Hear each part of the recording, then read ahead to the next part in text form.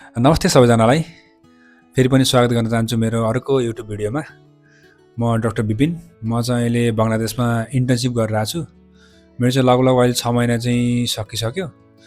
अनि अहिले चाहिँ लगभग धेरैजना भाइ बहिनीहरू चाहिँ एमबिबिएस फर्स्ट इयरमा चाहिँ भर्ना भइसकेका छन्। अनि धेरैजना चाहिँ कन्फ्युज छन् कि अब कुन चाहिँ बुक किन्दा चाहिँ राम्रो हुन्छ है त। मेरो एक्सपिरियन्स अनुसार चाहिँ मैले आजको यस भिडियोमा चाहिँ फर्स्ट इयरमा चाहिँ के बुक पढ्नुपर्छ है त भन्ने कुरामा चाहिँ मैले आज भिडियोमा चाहिँ एकदम इजी तरिकाले चाहिँ भन्न गइरहेको छु। यो भिडियो चाहिँ भाइ बहिनीहरूले चाहिँ अन्तिमसम्म हेर्नु होला है, किनकि आज म यस भिडियोमा चाहिँ अननेसेसरी बुकहरू किन्नबाट बचाउने छु र इक्जाममा चाहिँ पास हुनको लागि चाहिँ कुन चाहिँ बुक पढ्नुपर्छ भन्ने कुरा चाहिँ पनि भन्छु मैले, र बोथ टाइम प्लस पैसा पनि बचाइदिनु छ है त। एमबिबिएसको फर्स्ट इयरलाई चाहिँ हामीले फाउन्डेसन इयर पनि भन्छौँ। यहाँ चाहिँ मेनली चाहिँ 3टा सब्जेक्ट चाहिँ पढ्नुपर्ने हुन्छ होइन। एउटा चाहिँ एनाटोमी, अर्को चाहिँ बायोकेमिस्ट्री र अर्को चाहिँ फिजियोलोजी है त। हाम्रो चाहिँ फर्स्ट इयरमा चाहिँ बेस राम्रो भयो भने चाहिँ हामीले चाहिँ फ्युचरमा चाहिँ हाम्रो क्लिनिकल नलेज चाहिँ एकदम राम्रो हुन्छ। यदि फर्स्ट इयरको बेसिक चाहिँ एकदम राम्रो छ भने चाहिँ हाम्रो चाहिँ सेकेन्ड, थर्ड, फोर्थ र फिफ्थ इयर चाहिँ एकदम सजिलोसँग चाहिँ पढ्न सकिन्छ है त। म चाहिँ अब एक गरेर चाहिँ भन्न गइरहेको छु प्रत्येक बुकको बारेमा। हाम्रो फर्स्टमा छ हाम्रो एनाटोमी। एनाटोमीमा चाहिँ हामीले के पढ्छौँ भन्दा चाहिँ हाम्रो शरीरको बनावट चाहिँ कसरी बनेको छ है त। अब हाम्रो चाहिँ शरीरमा छ बोन, मसल होइन, अनि नर्भ, आर्टरी हुन्छ, डिफ्रेन्ट अर्गनहरू छ नि त। यो अर्गन मिलेर चाहिँ हाम्रो बडी चाहिँ कसरी बनेको त नि भन्ने कुरा चाहिँ हामीले चाहिँ यस एनाटोमीमा चाहिँ पढ्छौँ। एनाटोमीमा चाहिँ मेन बुक भनेको चाहिँ हामीले पढ्ने भनेको चाहिँ बिडी चौरासिया ह्युमन एनाटोमी भन्ने हो। यो चाहिँ 4वटा भोल्युम छ यसको चाहिँ। अनि यसको चाहिँ फर्स्ट भोल्युममा चाहिँ अप्पर लिम र थोराक्स छ, अनि सेकेन्ड भोल्युममा चाहिँ लोअर लिम र एब्डोमिन, अनि थर्ड भोल्युममा चाहिँ हेड नेक छ, र फोर्थ भोल्युममा चाहिँ हाम्रो चाहिँ ब्रेन आइबल छ होइन। अनि अब यो बिडी चौरासिया चाहिँ हाम्रो एकदमै चाहिँ स्ट्यान्डर्ड बुक हो होइन। कसैलाई चाहिँ बिडी चौरासिया पढ्न चाहिँ गाह्रो लाग्छ भने चाहिँ हाम्रो एके दत्त एनाटोमी छ है, यो बुक चाहिँ पढ्दा हुन्छ होइन। बुक चाहिँ एकदम सिम्पल छ। अनि अर्को चाहिँ हाम्रो हिस्टोलोजीको लागि चाहिँ हामीले ज्याङ्कुरा बेसिक हिस्टोलोजी भन्ने चाहिँ बुक चाहिँ पढेको। यसमा चाहिँ हाम्रो चाहिँ कुनै पनि टिस्यु चाहिँ हामीले चाहिँ माइक्रोस्कोपभित्र चाहिँ राख्यौँ भने चाहिँ कस्तो देखिन्छ चाहिँ भन्ने चाहिँ कुरा चाहिँ पढ्न सकिन्छ यसमा होइन। यस्तो मजाले दिएर हुन्छ है, कलर प्रिन्टमा हुन्छ होइन फिगरहरू चाहिँ। यो बुक चाहिँ एकदम दामी लाग्छ है पढ्न चाहिँ मलाई हिस्टोलोजीको लागि चाहिँ। अनि अर्को हाम्रो डायग्रामको लागि चाहिँ हामीले पढ्नुपर्ने हुन्छ यो बुक चाहिँ होइन। यसको बुकको नाम चाहिँ छ नेटो एटलास भन्ने चाहिँ। यो बुकमा चाहिँ एकदम डिटेल तरिकाले चाहिँ फिगरहरू चाहिँ देखाएको हुन्छ। अनि हामीले चाहिँ एनाटोमी चाहिँ हामीले डायग्राम बिना पढ्यौँ भने चाहिँ त्यो इक्जामको टाइममा एकदम गन्जागोल हुन्छ है त। त्यही भएर हामीले पढ्दाखेरि चाहिँ डायग्राम पनि साथमा बनाउँदै जानुपर्छ। त्यसले गर्दा चाहिँ एकदम मार्क्स पनि बढी आउन हेल्प गर्छ। अर्को इम्ब्रायोलोजीको लागि चाहिँ हाम्रो ल्याङ्गम्यान इम्ब्रायोलोजी भन्ने बुक छ होइन।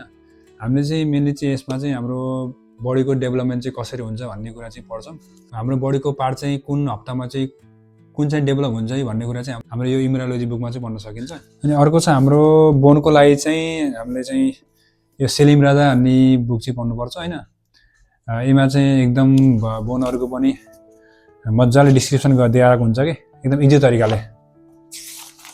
अनि यो एकदम कलर प्रिन्ट पनि हुन्छ, त्यसले गर्दा चाहिँ एकदम पढ्न पनि सजिलो होइन।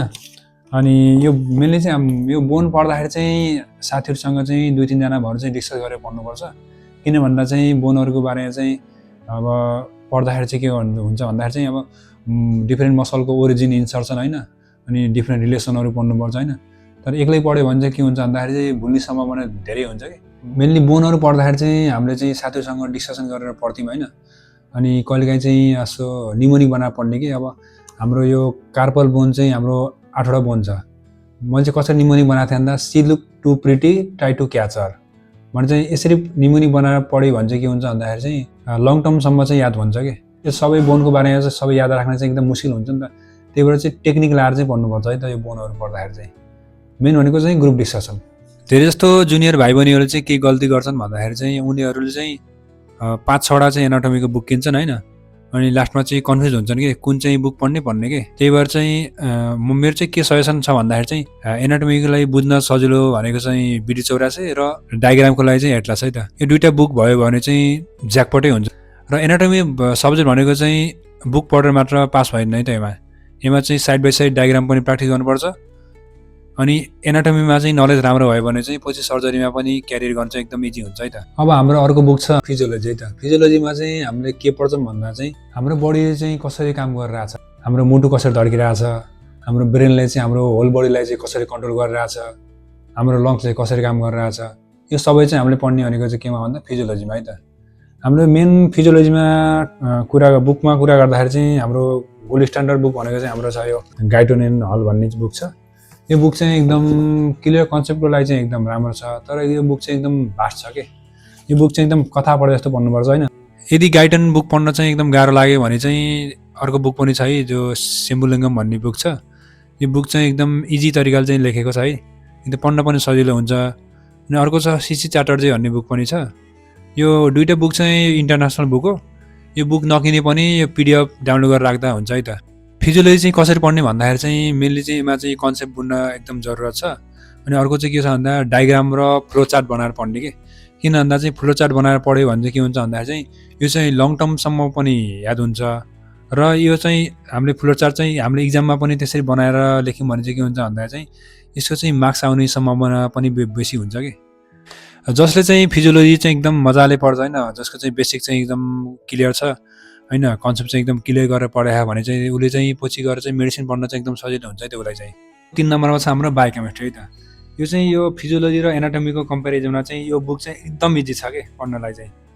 अनि बायोकेमिस्ट्री बुकमा कुरा गर्दा चाहिँ यो सत्यनारायण भन्ने बुक छ है। अनि यो चाहिँ एकदम इजी छ होइन, पढ्नको लागि चाहिँ एकदम मजा आउँछ है। अनि एकदम सजिलो तरिकाले चाहिँ लेखेको छ। अनि मलाई पनि मनपर्ने बुक चाहिँ हो है त पढ्नको लागि। अर्को दुईवटा इन्टरनेसनल बुक पनि छ। एउटा छ हाम्रो यो लिपिनकोट भन्ने होइन, अनि अर्को छ हाम्रो हार्पर भन्ने। यो दुईवटा चाहिँ इन्टरनेसनल बुक हो। यो चाहिँ एकदम कस्टली पनि हुन्छ, त्यही भएर चाहिँ यो बुक नकिने पनि यो PDF चाहिँ डाउनलोड गरेर राख्दा अनि कहिलेकाहीँ यसो टाइम भयो बेला हेर्दा चाहिँ हुन्छ है त। अनि जसको चाहिँ बायोकेमिस्ट्रीमा चाहिँ नलेज चाहिँ राम्रो हुन्छ होइन, जसको बेसिक्स चाहिँ राम्रो हुन्छ, त्योलाई मान्छेलाई चाहिँ पछि गएर प्याथोलोजी पढ्न चाहिँ एकदम इजी हुन्छ। हामीले चाहिँ MBBS को फर्स्ट इयरमा चाहिँ पढ्ने बुकहरू भनेको यति नै है। अनि धेरै बुकहरू चाहिँ छुट्न सक्छन् है, तर मैले पढेको बुकहरू चाहिँ यति नै है। अब कतिजनाले चाहिँ अब डिफ्रेन्ट बुकहरू चाहिँ पढ्न सक्छन् होइन।